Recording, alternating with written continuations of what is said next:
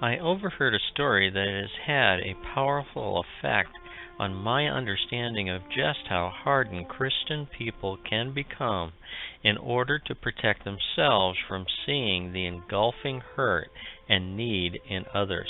One semester, a seminary professor set up his preaching class in an unusual way. He scheduled his students to preach on the parable of the Good Samaritan, and on the day of this class, he choreographed his experiment so that each student would go one at a time from one class to another where he or she would preach a sermon. The professor gave some students 10 minutes to go from one room to the other. To others, he allowed less time, forcing them to rush in order to meet their schedule. Each student, one at a time, had to walk down a certain corridor and pass by a bum who was deliberately planted there, obviously in need of some sort of aid. The results were surprising and offered a powerful lesson to them. The percentage of those good men and women who stopped to help was extremely low, especially for those who are under the pressure of a shorter time period. The tighter the schedule, the fewer were those who stopped to help the indigent man.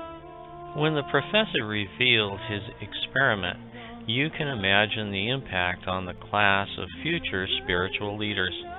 Rushing to preach a sermon on the Good Samaritan, they had walked past the beggar at the heart of the parable.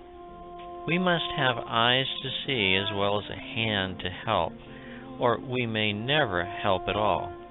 I think this well-known poem expresses it powerfully. I was hungry, and you formed a humanities club to discuss my hunger. Thank you. I was imprisoned, and you crept off quietly to your chapel to pray for my release. I was naked, and in your mind you debated the morality of my appearance. What good did that do? I was sick, and you knelt and you thanked God for your health, but I needed you. I was homeless, and you preached to me about the shelter found in the love of God. I wish you had taken me home. I was lonely, and you left me alone to pray for me. Why didn't you stay? You seem so holy, so close to God, but I'm still very hungry, lonely, cold, and still in pain. Does it matter? It didn't matter to the priest or the Levite because they were more concerned with themselves. You see, if they had tried to help the man and he died, then neither the priest nor the Levite could have worshipped at the temple because they would have been ritually unclean. They would have had to go through purification rites before being allowed to regain their status in the temple. The good man that came from Samaria had more compassion than the religious priest or the Levite who was from a priestly tribe. The next time you see a homeless person, I hope you will remember this story. The next time you see a handicapped person in need of help, I hope you will remember this story.